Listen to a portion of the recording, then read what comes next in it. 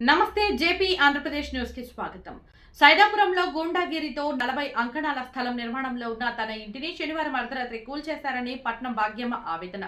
తనకు తన కుటుంబ సభ్యులకు రిజిస్ట్రేషన్ కాబడిన 40 అంకణాల ఇంటి స్థలం నిర్మాణంలో ఉండగా శనివారం రాత్రి సైదాపురంలోని వరిగొండ చిరంజీవి గూండాగిరితో ఆ స్థలం యజమానురాలు అయిన తాను తన సోదరి లేని సమయం చూసి జేసీబీతో కూల్చివేశారని పట్నం భాగ్యమ్మ ఆవేదన వ్యక్తం చేశారు. సైదాపురం మండలంకు వెంకటగిరి ఎమ్మెల్యే కురుగొండ్ల రామకృష్ణ వస్తున్నారని తెలుసుకుని ఎమ్మెల్యేను కలిసి వినతి పత్రం అందజేశారు. స్పందించిన ఎమ్మెల్యే కురుగొండ రామకృష్ణ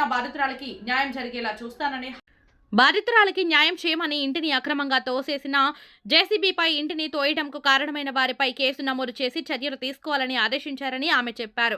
ఎమ్మెల్యే కురుగొండ్ల రామకృష్ణ తనకు జరిగిన అన్యాయంపై స్పందించి న్యాయం చేయమని పోలీసులకు ఆదేశించిన ఆయనకు ఆమె కృతజ్ఞతలు తెలిపారు.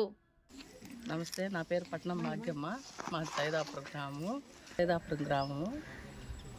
మా అత్తగారు నాకు 40 అంకణాల స్థలం ఇల్లు ఇచ్చిపోయినారు. మా అక్కయ్య కూతురికి నేను ఆ స్థలంలో రూమ్ వేసుకోమని ఇచ్చినాను.